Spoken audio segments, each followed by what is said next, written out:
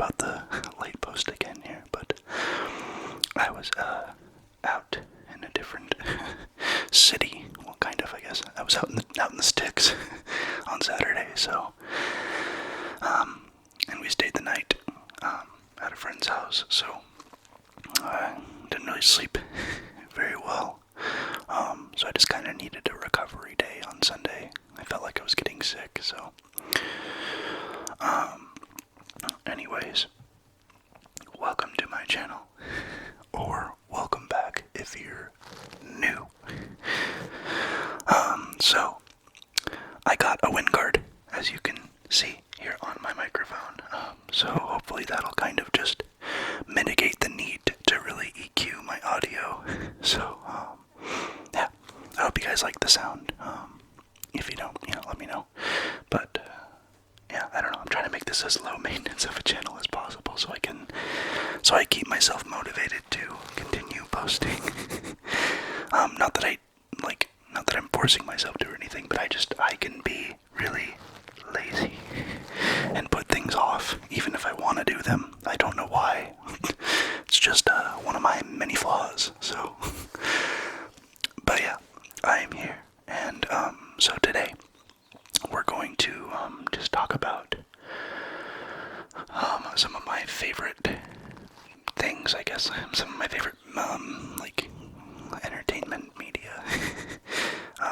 Someone suggested it in the comments, and I figured I might as well start implementing some suggestions now at this point. So anyways, yeah, so we're gonna go over some of my favorite books, TV shows, and movies, as well as video games. I'm not a huge gamer, so the video game list will not be very long. And also, side note, I want you guys to be aware that this is not a comprehensive list. I have so many favorite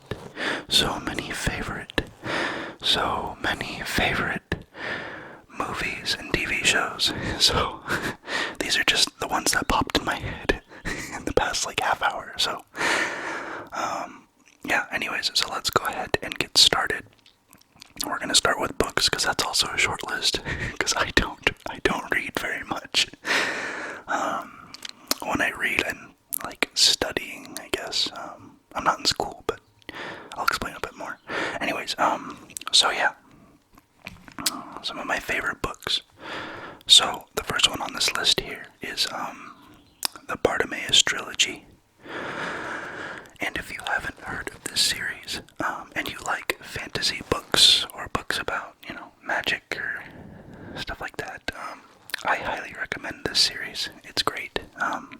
I think it's in the works of having a film being created, which I am excited about. And I know a lot of book lovers hate when books turn into movies, but I hate reading. So I am really excited to see this turn into a movie and see how it adapts as a film. But yeah, anyways, so this series is about a young boy named Nathaniel. And I guess, so with the first book, I haven't actually read the other two. I want to, but I haven't. The first book, basically the gist is that Nathaniel is this boy who is destined to be a magician, not like a pull a rabbit out of a hat kind of magician, but the sorcery kind. So basically, he goes and lives with this master named Underwood. I can't remember his first name. Is it Arthur? I think it might be Arthur. Anyways, yeah, so he goes to live with the master. He gets taken away from his parents as a child to go live with a magician master to teach him magic. And a few years goes by, and he's studying, and he gets really proficient. And one day this young not a kid, but young man, guy in his probably mid-20s, magician, he comes to the house that Nathaniel is living in, and he basically he humiliates and abuses abuses Nathaniel using magic. And in this series, magic is exclusively performed via demons.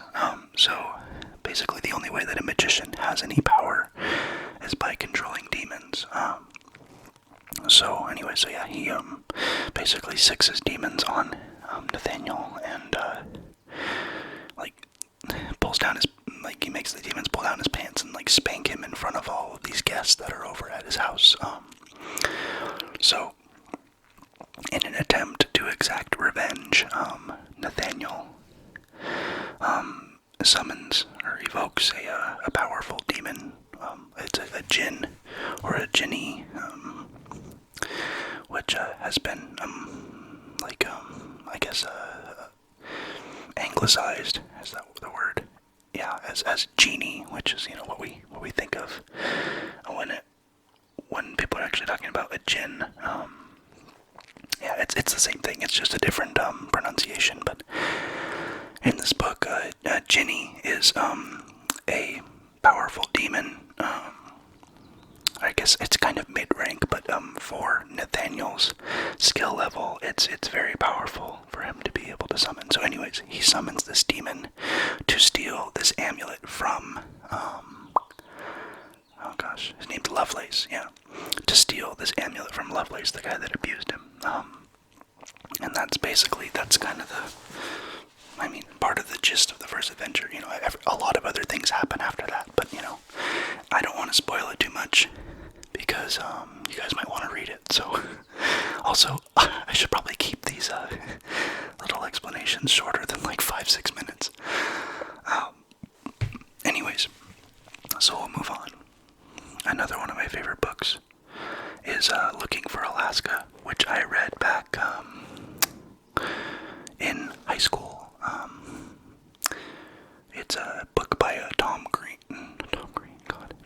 Green, not Tom Green.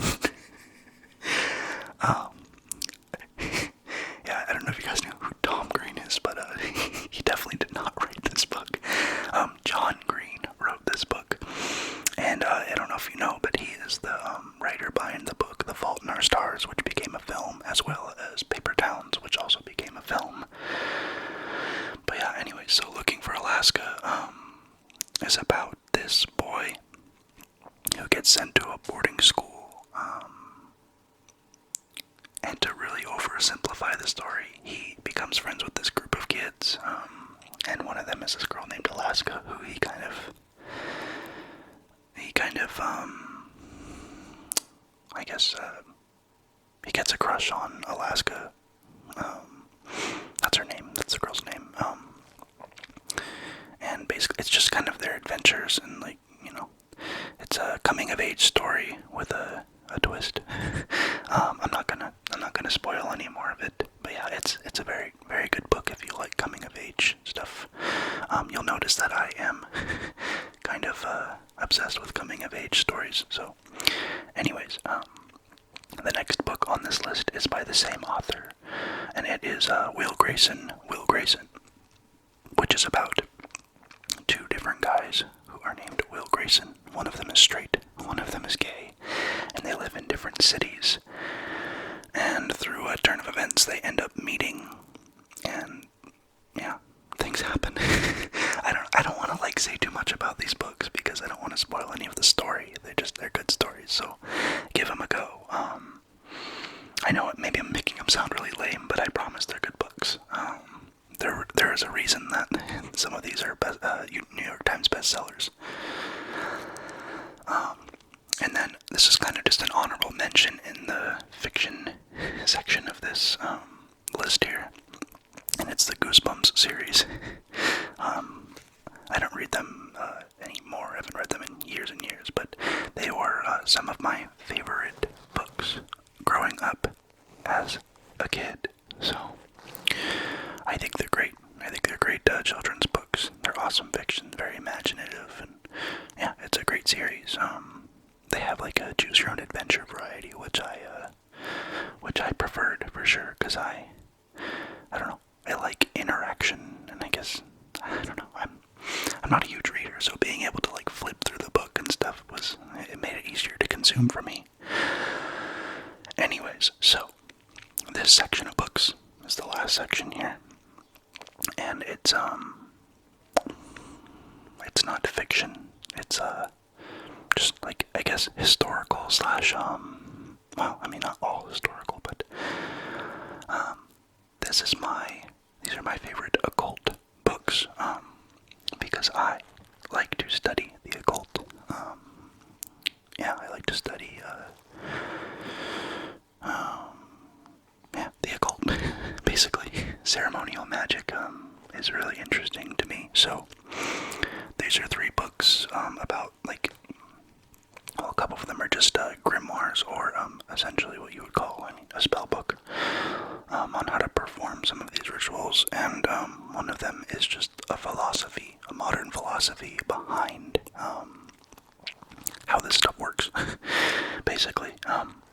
So the first one is the Goetia, which has become increasingly popular. Sorry, that was like a weird high-pitched whisper from my throat. The Goetia, which has become increasingly popular in the past few years in popular culture and stuff.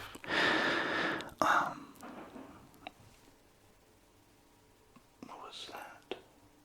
Anyways, so the Goetia is also known as the Lesser Key of Solomon. Solomon, who is, no one's sure, but they think he's falsely attributed to have written this book, because King Solomon was like a biblical king from, a long time ago, like 1,000 years ago or more, kind of thing. And yeah, so, gosh, let me get back on track here. So yeah, basically, what the Lesser Key of Solomon is a grimoire, which includes the necessary rites, rituals, incantations, and diagrams to evoke or invoke 72 different evil spirits or demons. Some people claim that they're actually jinni.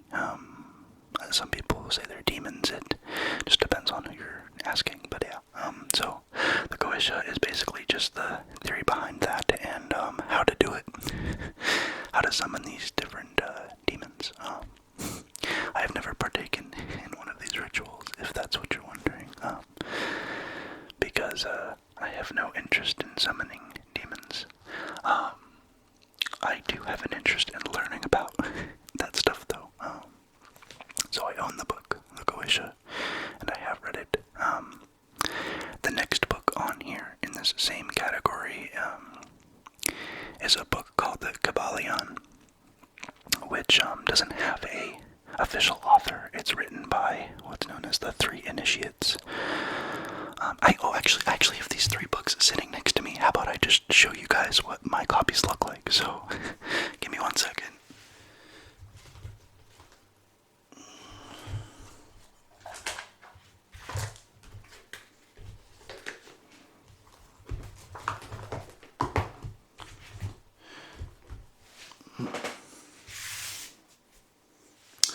Okay, so first I'll show. So this is the Goetia. It's my copy of it. So this version is one that has been edited and has an introduction by Aleister Crowley, who was a pretty infamous ceremonial magician back in the early 20th century, late 19th century. He was dubbed the most wicked man in the world, or the wickedest man in the world, something like that. And Ozzy Osbourne actually wrote the song Mr. Crowley, which he pronounces his last name wrong, but he wrote that song about Aleister Crowley. So if you have heard the song Mr. Crowley by Ozzy Osbourne, that's who that song is about. Anyways, yeah, that's that. The next book I mentioned was the Kybalion.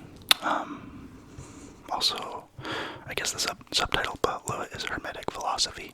And yeah, it's It's written by a, I guess, pseudonymical, I don't know what you would say with that, name, which is just the three initiates. That's who they claim it's written by. And basically, Hermetic philosophy is kind of the basis of how pretty much all magical and occult and alchemical strains of thought derive from. So this is my copy of the Kybalion. This symbol in the front here, it's not the Deathly Hallows, which I know kind of looks like it, but this is actually it's just the symbol for the Philosopher's Stone. And each thing represents a different thing. So I don't remember which shape represents what, but as far as I know, I think it represents salt, sulfur, and mercury, which are the three ingredients that Hermeticists believe, or well, alchemists believe, create the Philosopher's Stone. Which the Philosopher's Stone is, it's a stone that could grant eternal life and turn base metals into gold. That's at least the allegorical thought process behind it. Some people do take that literally, and some people don't. It just depends on what philosophy of alchemy you subscribe to. Some people believe that the Philosopher's Stone is completely spiritual and not a physical thing. It's just an allegorical thing, which is just a representation of basically becoming a more enlightened, better person, turning your lead into gold kind of thing. I'm really oversimplifying this, but yeah, so that is a book about Hermetic philosophy. Yeah, I mean, I can go a lot more into this stuff if you guys are interested, but yeah, I'll just kind of give brief little descriptions. And the last book I have here is the Heptameron, also known as Magical Elements, which is by Peter de Abano, or Peter of Abano. And this book is another grimoire, or book of magic on, in this case, it's how to evoke or invoke archangels. So not demons, but aerial spirits, archangels. So positive forces as opposed to negative, but that's all completely subjective. But yeah, so this book contains the rites, rituals, incantations, and diagrams needed to evoke archangels. It's a tiny, short little book. It's actually only a 30-page grimoire, but yeah. So those are my favorite books.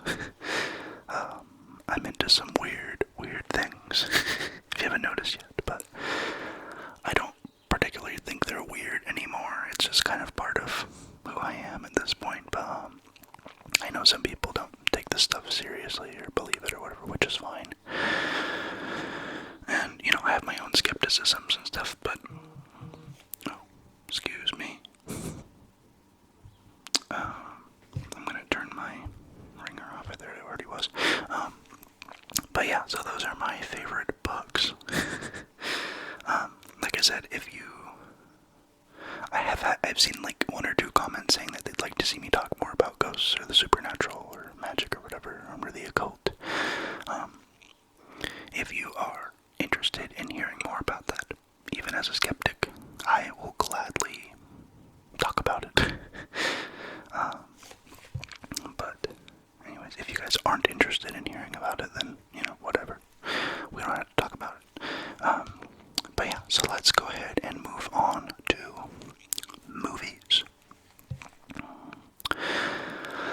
So the first movie on this list is one of my favorite movies because it came to me in a time in my life when I could relate to what was going on in the movie.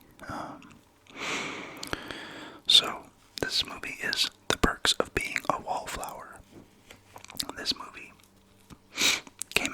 was a sophomore in high school, so it was kind of, perfect timing, really. But yeah, if you don't know what the perks of being a wallflower is, for one, it's an excellent book, which I have not read. But I can tell you it's an excellent book because it's an excellent movie, so the book must be good too, right? Is that how that works? Anyways, either watch or read this. I don't care, but it's great, and I think you should experience it if you haven't. It's a great coming-of-age story about a kid with some mental health issues, deriving from childhood stuff, and it's just his navigation through his freshman year of high school and becoming friends with people and falling in love and getting in fights, and it's just a good coming of age story, and it's really sad but also happy, and it's a good emotional roller coaster movie. But yeah, that's the perks of being a wallflower. This next one on the list is also a coming of age movie, and it's definitely lesser known than the perks of being a wallflower, but I think it is a gem. And this movie is The Way, Way Back. So The Way, Way Back is about this kid who's his father is divorced from his mom, and they live I want to say the East Coast, maybe the Midwest. I think it's the East Coast though. No, it's definitely the East Coast. It's like Cape Cod area. That's where it's set. So anyways, they don't live in Cape Cod, but they live on the East Coast, somewhere. And they go to a vacation house in the summer, in like a Cape Cod kind of area, I think. What was I gonna say? Oh yeah, sorry. I'm losing my train of thought. So yeah, anyways, it's him, his mom, his stepdad, and his stepsister. And so he lives with his mom and his stepdad. So they go to this vacation house and stuff every summer, and basically it's a story about him and his relationship with his parents, and finding out things about his parents, and his stepdad's just a dick. His stepdad is played by Steve Carell, obviously a great actor, and he's just terrible. He's awful stepdad. And this kid ends up getting a job at a water park, and his boss just kind of becomes his mentor / father figure, and it's a really good film. And I won't spoil any more about it, but yeah, it's a great coming of age movie. Yeah, I mean, I'm gonna say that these are all great movies because that's my opinion on all of these. But yeah, it's a great coming of age film, and I highly, highly, highly suggest it.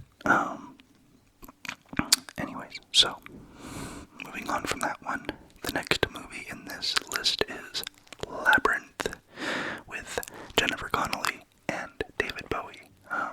This is a cult classic Jim Henson film. If you don't know who Jim Henson is, he is the one who designed the Muppet puppets.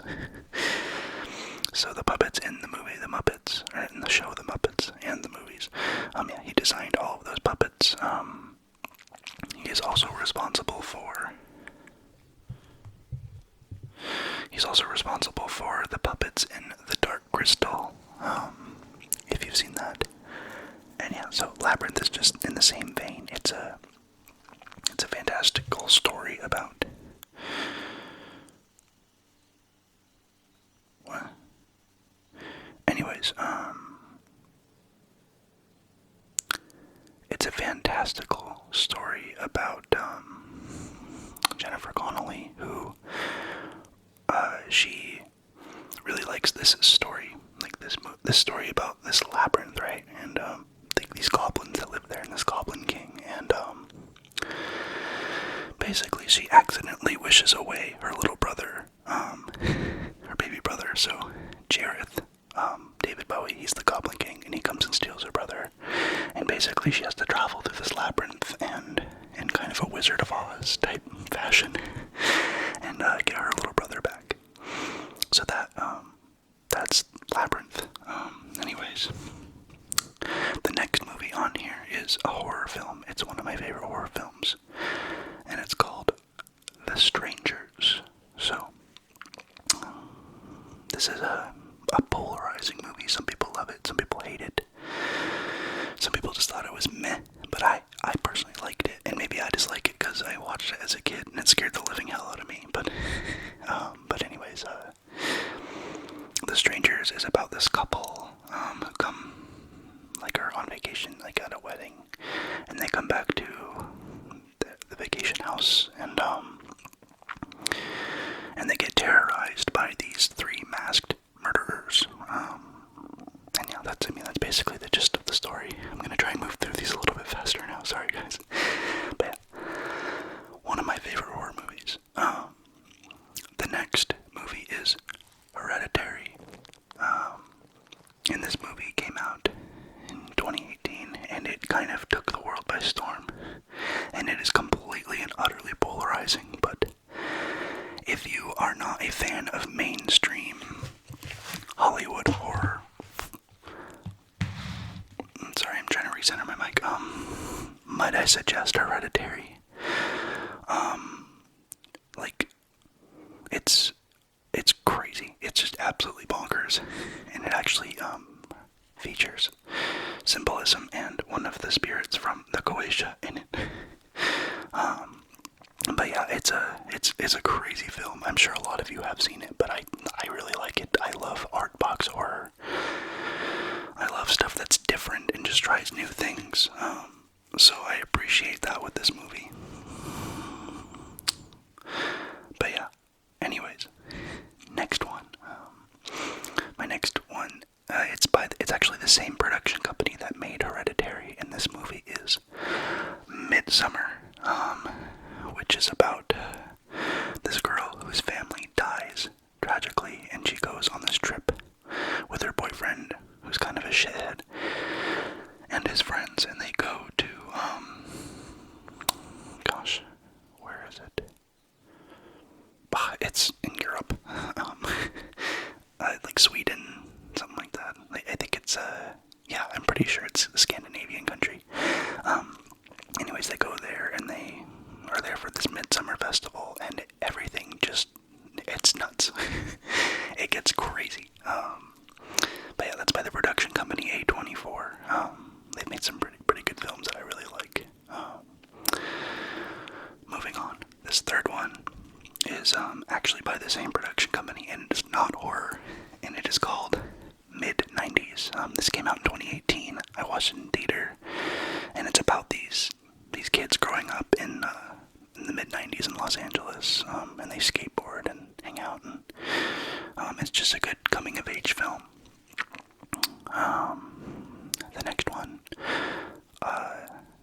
The next one on here is pretty much the only anime I've ever enjoyed, and it is Howl's Moving Castle. It's the same dude. I don't know his name. I think it's Miyazaki, something like that. But it's the same guy that made, like, My Neighbor Totoro and Spirited Away, those movies. And Kiki's Delivery Service, that's another one. Like, there's a bunch, but anyways, so this is my favorite film by him. And it's actually, it's kind of the only one I've seen other than Kiki's Delivery Service, which I saw, like, as a small child, so I don't really remember it very much. But yeah, a great movie. The next one is not just one movie, it's 8, and it is the Harry Potter series, because, obviously, if you're my age, you grew up with these kids, they're, like, part of your life, so, I think us as a generation, pretty much, we all adore the Harry Potter series, in general, not everybody, but, you get what I'm saying. I don't have to explain that one. The next one after that is, it's a movie called Alien, featuring Sigourney Weaver. This movie came out in the 70s, so it's pretty old, but it's a great sci-fi horror film. It really holds up even today. It's kind of crazy. It's a very well done film. If you haven't seen it, check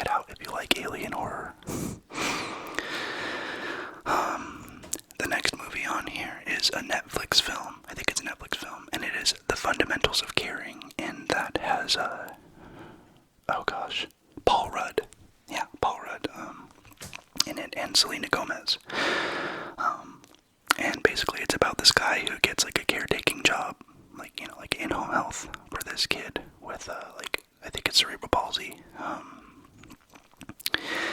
And he starts taking care of this kid, and this kid wants to meet his dad again because he hasn't seen his dad in forever because his dad left when he was young. So Paul Rudd takes him on this trip, and they meet Selena Gomez and blah blah blah. It's a good, like, kind of coming of age, father-son kind of movie. The next movie on here is called Boy Erased. Boy Erased is it's about this kid who is gay, and he gets sent to this conversion therapy camp place, and it's his story. It's based on a true story, and that's that. It's a really good film. Check it out. The next one on here is a movie about World War I, which came out earlier this year. Yeah, earlier this year, and it's called 1917. Absolutely incredible movie. Watch it. That's all I have to say. Watch it. And the last one on here is Saving Private Ryan, which is one of my other favorite war movies. It has Matt Damon in it, and it is an excellent film. Once again, just watch it. Watch it. It's a great movie. I think, is it Matt Damon? Or am I losing my mind? I don't know. Anyways, I don't have time to look it up. But yeah, that is another one of my favorite movies. That's the last one on this list. So, let's go ahead and move on to TV shows. This video is going to be pretty long, I think, considering how many things I've gone through and how much I still have left. Anyways, I'm going to go through these a little bit faster. So, my favorite TV shows. This is one. It's one of my favorites because I used to watch it with my mom when it was still airing. And it's just something we kind of bonded over for a little while. And it is Parenthood. I don't know if you've ever seen it, but it's a great TV show. If you like just kind of family-oriented drama, I guess. It's a good TV show.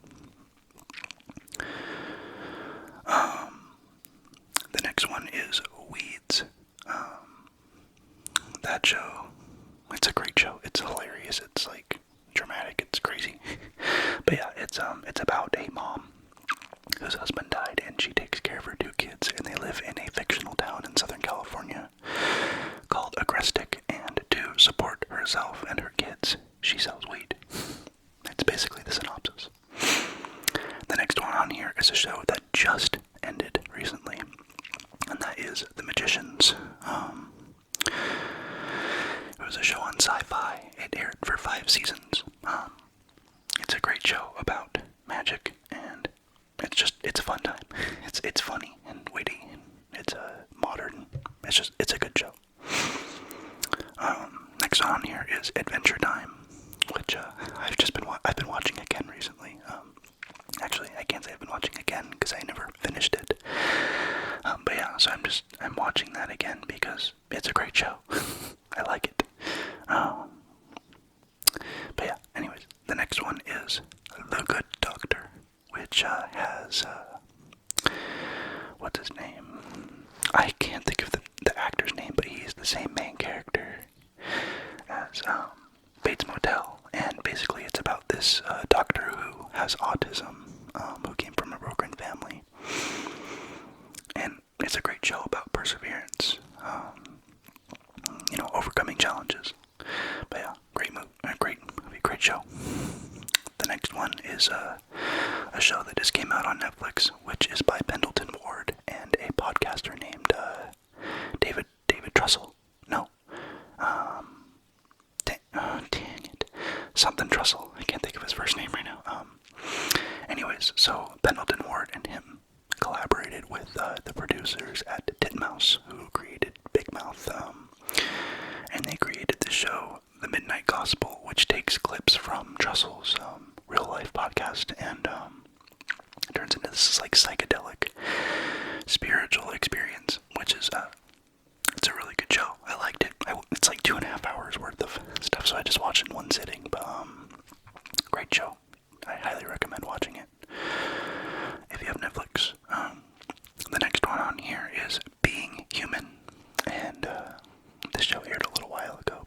it's a good show. I liked it. And it's a show about a werewolf and a vampire who move into a house who already has a ghost in it. So a werewolf, a vampire, and a ghost live together. And that's basically the premise of the show. So it is all kinds of stuff that goes along with that. The next one on here, most of the English-speaking world has seen, and it is Game of Thrones. I know, kind of basic, but it's a great show. I loved it. I watched it, way after the initial hype, so I wasn't like super upset about the ending because I know it was disappointing, but I didn't have to wait like multiple years for it to wrap up like that, so it was whatever. But I think it was a great show up until the very end. The next one after that is Shameless, which is airing its last season. I don't know, or it just did, or it's gonna. I don't know if it ended or not, but because it's not in sync with Netflix. It's a Showtime show, so I have not been able to watch the new season on Netflix yet. But it's a great show, and it's about Fiona. Well, I guess she's not in the last season, but basically it's about these kids who live in the south side of Chicago, in a rundown like neighborhood, and their dad's a drunk, their mom's an addict, and their mom's not really in the picture, and their dad's completely absent and just nuts. And Fiona is the oldest, and she raises her siblings, and it's just kind of their life and all the crazy stuff that goes on in it. The next one on here is a show that I haven't finished, but it's called Salem. And this was a really cool show, at least for the first season that I watched. And I want to finish it, but anyways, I thought it was a really cool show. Great effects. I think it probably got cut due to budget. But yeah, just really like dark and twisted witchcraft show. It's pretty awesome. The next one on here is His Dark Materials, which just completed its first season relatively recently. And we watched that on HBO Go. But yeah, that was a great show. It's based on the book series, His Dark Materials, which is in the same, universe storyline as The Golden Compass. So that's that one. The last one on this list is another show that I think ended too soon. But and it could be kind of boring at times, but I thought it was a really interesting story because it was kind of just like historical, like non-fiction kind of. Really, it basically was historical non-fiction. And that show is Strange Angels. Strange Angels. So Strange Angels is it's a show about Jack Rayner. No, is that the Jack Parsons? Sorry, Jack Rayner is the actor who played Jack Parsons.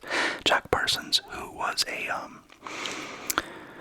he was a astrophysicist, rocket physicist, rocket scientist, who helped push along the process of building rockets that were sustainable enough to get to the moon eventually. And he was also an occultist who was part of the religion Thelema, which was the religion created by Aleister Crowley. And yeah, it was basically it's a TV show about his life trying to pitch stuff about rockets and do magic. Okay, so to wrap this up, we have my favorite video games, which there isn't very many on here because I'm not a huge gamer, but we'll go ahead and list them. So, video games.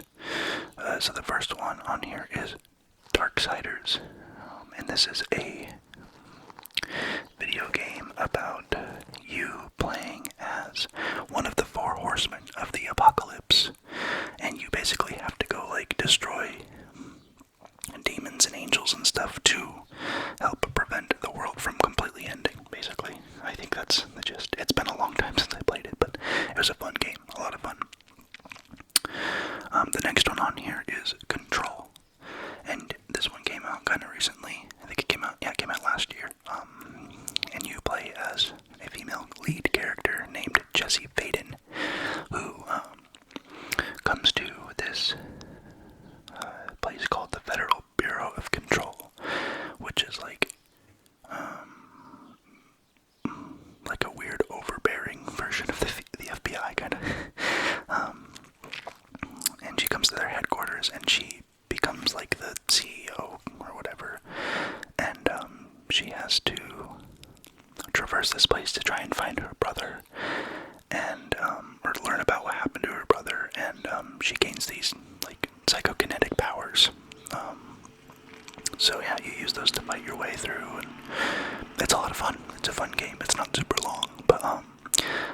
difficulties. Pretty good. It's not like too easy. It's not super duper hard. But yeah, anyways. Next one on here is Skyrim. Everyone has played Skyrim, obviously, but it's a great game. I love it. I haven't finished it, but I actually just started playing it last year, but I think it's an excellent game, and yeah, Skyrim. Anyways, next one is Mario Galaxy. So, Luis got a Nintendo Switch, and I was able to play Mario Galaxy because he also bought that game. And, it was a lot of fun. I loved it. I love Mario games. I think they're awesome, but that one was great. And I beat it, so. The next one on here is Minecraft, which the whole world has played. I love creative games where you can build things, so Minecraft is on there. And in that same vein, the last one on here is The Sims. Specifically right now, The Sims 4. But yeah, I love architecture and I love building. Yeah, I love architecture and I love the idea of building houses, so I almost said I love building houses. I've never built a house. But yeah, I love the idea of building houses, so I think it's a great game for me for that reason. But yeah, that's my list of favorite things to watch or consume, I guess. This is a pretty long video, but yeah, I really hope you guys enjoy. Please like, comment, subscribe. Thank you guys for 90 subscribers as of today. Yeah, we're almost to 100, so I think in the next video I'll be able to do, something special for the 100 subscribers thing. But yeah, you guys are great. You guys are awesome. You keep me going. Yeah, let me know if you have any other suggestions or things you want to see in the future. And I hope you guys like listening about the occult, because I love talking about it. So if you want to hear more about it, definitely let me know.